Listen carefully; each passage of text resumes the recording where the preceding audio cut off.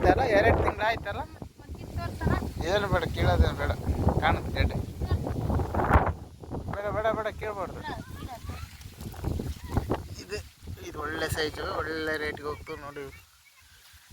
ನಾನು 10 ಲಕ್ಷ ದುಡ್ಡು ಇದ್ರಾಗೆ.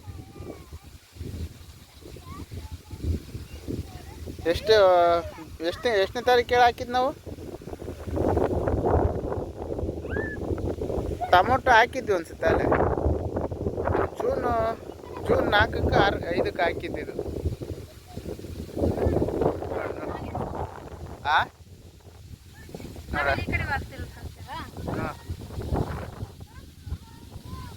ನೋಡಿದ್ರೆ ನೀರು ಹೆಂಗೆ ಬರ್ತೈತ